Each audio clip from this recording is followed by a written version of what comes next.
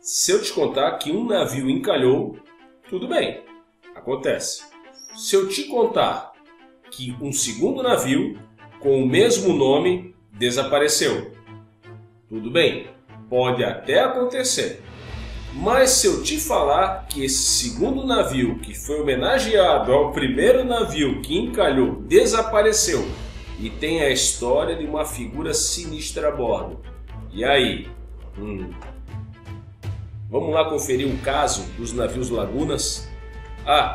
Essa história aqui é baseada nos estudos feitos pelo professor Valmir Guedes Júnior, um estudioso da história da navegação da cidade de Laguna, em Santa Catarina. Vamos lá?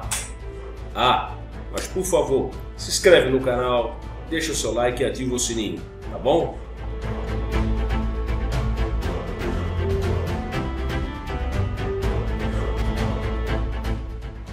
Em uma segunda-feira pela manhã, no dia 24 de outubro do ano de 1921, se aproximava da cidade de Laguna, no litoral sul do estado de Santa Catarina, o navio homônimo à cidade, o navio Laguna. Este tinha como origem o porto do Rio de Janeiro.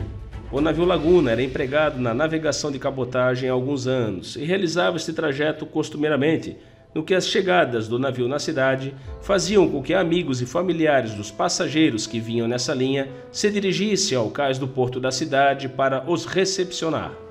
No atual Morro da Glória, antigo Morro do Pau de Sinal, já se via nas primeiras horas do dia que o posto semafórico que lá existia assinalava a aproximação da embarcação junto à Barra dos Moles de Laguna.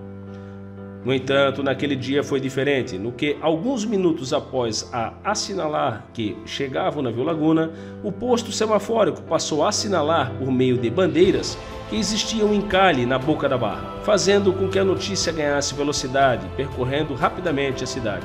O navio Laguna teve sua quilha batida no ano de 1890 pelo estaleiro escocês Thomas B. Seath Company de Rutherglen, que ficava localizado no rio Clyde, no distrito industrial de Shanfield, na pequena cidade escocesa de Rutherglen. Era um navio de casco de madeira parafusado em aço, movido por um motor a vapor de tripla expansão de 3 cilindros, com uma potência de 67 a 90 naval horsepower, o que era ligado a uma única hélice por um eixo direto. Possuía 2 mastros, era classificado como navio misto de carga e passageiros. No Brasil, sua classificação era de paquete. Foi projetado no ano de 1888 em Londres, na Inglaterra, pelo engenheiro inglês James Pollock. Seu projeto era o de número 44 daquele escritório. Possuía um comprimento de 49 metros e 83 centímetros, uma boca de 8 metros e 56 centímetros e um calado de 3 metros e 56 centímetros. Seu primeiro proprietário foi a Companhia Brasileira Empresa Esperança Marítima, com sede na cidade do Rio de Janeiro. Era muito conhecido entre a comunidade lagunense, pois participava costumeiramente dos festejos a Nossa Senhora dos Navegantes. Assim, naquela fatídica manhã de 24 de outubro do ano de 1921, ao tentar adentrar a Barra de Laguna, o navio acabou por sofrer avaria no seu dispositivo de transmissão de comandos para o leme, o que fez que, sem governo, o navio encalhasse nos bancos de areia próximas às pedras do costão do Morro da Ponta da Barra, fazendo com que embarcasse água por sua proa. Segundo relatos, o resgate do navio era razoavelmente fácil, sem empregado já nos primeiros momentos um rebocador. Todavia, não existiam naquele dia rebocadores a serviço no porto de Laguna. O agente do armador do navio na capital catarinense, o Sr. Heitor Blum, foi telegrafado sobre o ocorrido, já nos primeiros momentos.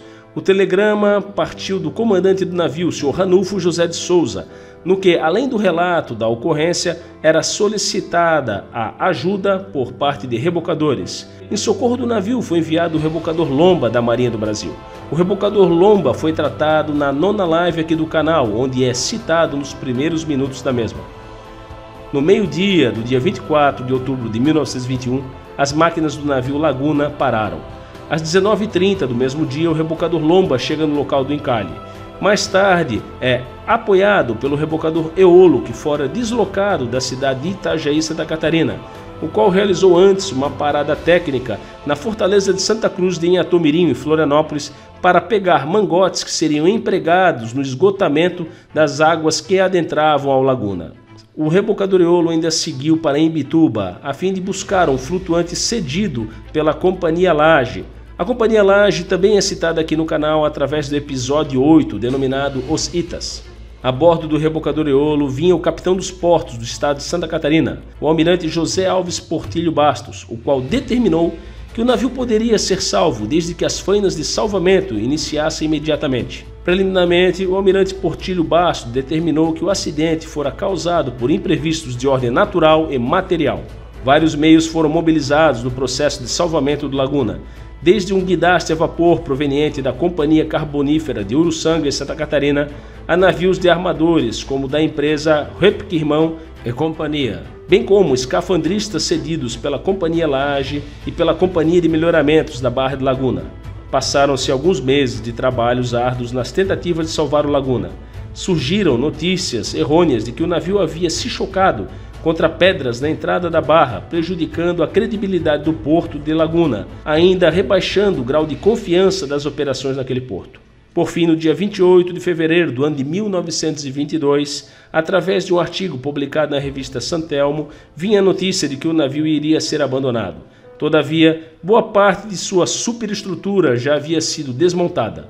Dessa forma, sem perdas de vida, teve fim o navio Laguna, que em meio a protestos e insinuações de que houve pouco caso para seu salvamento, acabou sendo devorado pela ação implacável do clima e do tempo no litoral catarinense.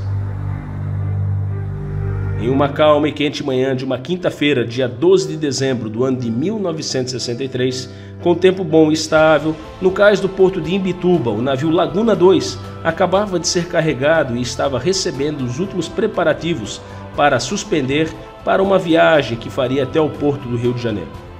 O navio fora construído no ano de 1947, na cidade de Savona, na Itália, pelo estaleiro Cantiere Navale Solimano. Seu primeiro nome de batismo foi Maria Rosa. Seu comprimento era de 55 metros, tinha uma boca de 9 metros, desenvolvia uma velocidade máxima de 9 nós. Após sua passagem pela empresa de navegação lagunense, o navio foi vendido para um armador desconhecido, no que o mesmo revendeu já no ano de 1962 para a empresa Moinhos Reunidos Itajaí Sociedade Anônima de Itajaí, que era representada na cidade do Rio de Janeiro pela agência de navegação e representação Reunidas. O comandante do Laguna 2 era o experimentado marinheiro, Sr. José Martinho Leão, um carioca, que há mais de 15 anos exercia o cargo de comandante de embarcações costeiras. Já a tripulação do navio era em sua maioria de catarinenses. O navio visitou os portos de Laguna e Imbituba a bem de abastecer seus porões com sacas de farinha de mandioca, as quais seriam destinadas ao porto do Rio de Janeiro. Assim, após desatracar, o navio realizou seu último contato por rádio na manhã do dia 13 de dezembro de 1963. Sim, uma sexta-feira 13, tendo contatado o porto de Paranaguá, no Paraná, onde estava a aproximadamente 10 milhas náuticas da costa, desenvolvendo uma velocidade de 8 nós. Na mensagem, a frase: "Navegamos ao largo de Paranaguá, tudo bem a bordo." Nunca mais se ouviu nada do navio Laguna 2 e de sua tripulação. As buscas pelo Laguna 2 foram realizadas pela Força Aérea Brasileira. Aqui, para muitos, mais uma coincidência do fato. O prefixo da aeronave B-25, um bombardeiro que participava das buscas pelo navio, era Papa Tango Bravo Alfa Golf. Seria uma alusão às bags, sacas de farinha de mandioca que eram transportadas pelo Laguna 2, ou só mesmo mais uma coincidência nessa história? Vários meios navais da Marinha do Brasil buscaram pelo Laguna 2, bem como navios civis, como o caso do navio Maria Ramos, da Companhia de Navegação Antônio Ramos S.A., a NARSA, mas sem sucesso. O Maria Ramos também teve um final sinistro que será abordado em vídeo mais à frente no canal. Algum tempo depois, um navio de nome Paula relatou ter encontrado nas proximidades da Ilha do Bom Abrigo, no litoral paulista de Cananéia, a 10 milhas da costa, grande quantidade de sacas de farinha de mandioca. Uma delas foi recolhida e trazia o nome Olímpia ou Olinda. O desaparecimento do Laguna 2 não foi amplamente noticiado no ano de 1963. O clima político e econômico do Brasil ocupava as manchetes dos jornais. Era época de Natal, o que fazia com que as atenções da mídia geral fossem voltadas para outros temas. Lembramos que nessa época a mídia era outra, diferente dos dias atuais, restrita a telejornais e jornais impressos. No dia 27 de dezembro de 1963, o jornal O Estado de Florianópolis trouxe uma manchete a notícia de que a FAB havia encerrado a procura por sobreviventes do navio Laguna 2, que o navio havia naufragado na altura da Ilha do Bom Abrigo do litoral paulista. Segundo o texto, teriam perecido todos os tripulantes do cargueiro. A notícia acrescentava, por fim, que foram encontradas algumas pranchas de madeiras, estrados, e 2 botes salva-vidas que pertenciam ao cargueiro sinistrado. O mau tempo reinante no local seria um dos motivos para a cessação das buscas. Existem indícios de que o navio transportava quase o dobro da sua capacidade em carga, no que o peso total da carga transportada pelo Laguna 2 era de 725 toneladas. Portanto, 326 toneladas a mais do que a sua capacidade, que era de 399 toneladas. Existe uma história baseada na superstição marinheira e folclore marítimo sobre o mau agouro do embarque de uma mulher no Laguna 2 nos últimos minutos da sua partida. Segundo alguns, era uma mulher belíssima e distinta, trajando um longo vestido escuro. Com as palavras do professor Valmir Guedes Jr., ninguém teria dado importância à cena, apesar de incomum, e também pelo sinistro de um navio que anos depois envolvia a mesma lenda. Enfim, teria sido o nome Laguna que homenageava o primeiro navio com esse nome que encalhou a ter dado azar ao navio? Teria sido uma fatalidade? Teria sido ganância ou desconhecimento da tripulação em sobrecarregá-lo? Que fim teve o Laguna 2? Aonde de fato o navio naufragou? E a respeito da mulher que subiu a bordo? O mais gostoso das histórias são as histórias que as envolvem. Bons mares.